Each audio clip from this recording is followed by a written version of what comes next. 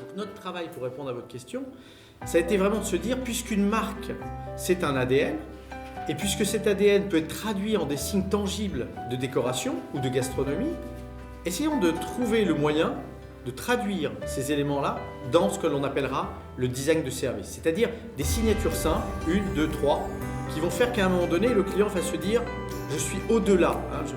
Toute marque doit prendre conscience qu'à chaque fois qu'il rencontre un client, chacun de ses collaborateurs doit avoir le sentiment d'avoir une dette à l'égard du client. Et déjà, ce premier bout de phrase est complexe. Se dire qu'on a une dette, regardez le petit déjeuner dans un hôtel. Quelle dette on a quand on est hôtelier? Servir un petit déjeuner? Mais la deuxième question, c'est de se dire qu'est-ce que je peux faire pour créer un don? Puisque si à chaque fois qu'un collaborateur qui rencontre un client, il doit avoir le sentiment profond d'avoir une dette à son égard, à l'issue de l'expérience, même pour un petit déjeuner, il faut que le client ait le sentiment de recevoir un don.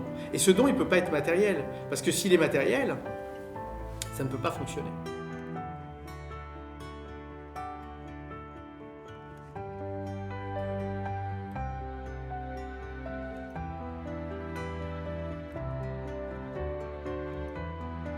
Moi, je crois vraiment qu'aujourd'hui, une marque de luxe, c'est deux choses, et c'est vrai dans l'hôtellerie, des racines et des ailes.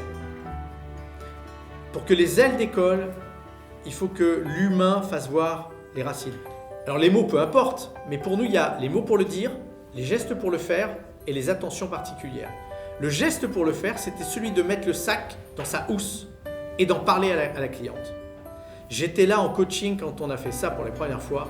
C'est incroyable. C'est-à-dire que si le besoin existait, pour reprendre le terme de besoin, le besoin explose.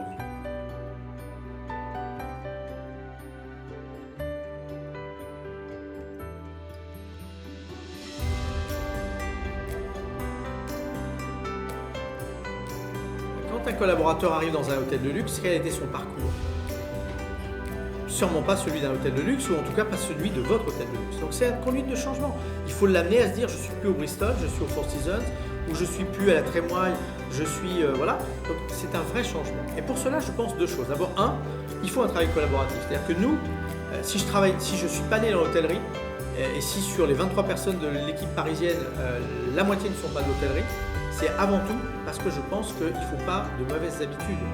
Et que la bonne habitude, c'est d'abord de dire vous connaissez votre métier 1000 fois mieux que moi, et c'est pas moi qui vais vous l'apprendre. Vous allez nous aider à traduire l'ADN de cette marque et à traduire ça en signes tangibles. Donc un travail collectif. 2, donner du sens. C'est-à-dire expliquer pourquoi